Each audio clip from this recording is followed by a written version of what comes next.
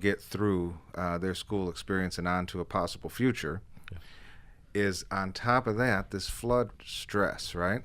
And you told me off air that many students have been displaced from their homes. Correct. Because they were in rental homes and the landlords aren't stepping up and taking care of these properties, and you can't live in these contaminated properties. Correct. And, it's easy to say, well, then just move. But many of our families, look, they can't even afford a $10, $20 backpack.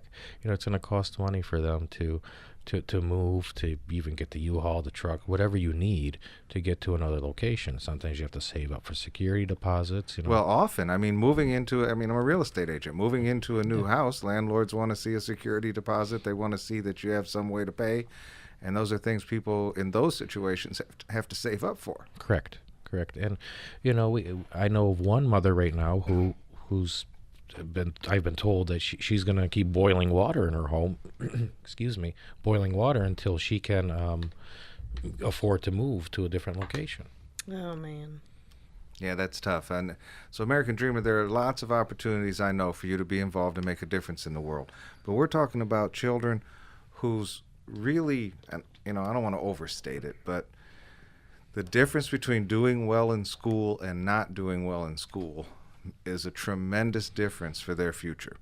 And going back to school and all the other kids have a new backpack and some new clothes and some new pencils and erasers, and you're walking in the same clothes you had to flee your home in. And empty-handed. Yeah, and it leads also to, we know that the school supplies are important for education, but so many of the kids, they can be ridiculed, they could be teased, humiliated, because they don't have anything.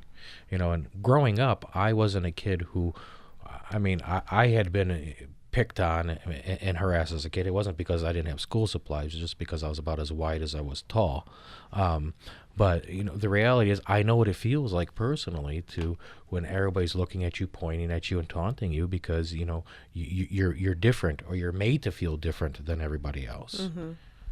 Yeah, I've heard you use the phrase "other than." Yes. What a horrible phrase for a child to feel other than, because everybody wants to fit in. I want to fit in, and I'm not a kid anymore, but. Yeah. What it was to be a kid and want to fit in, the holistic reality of those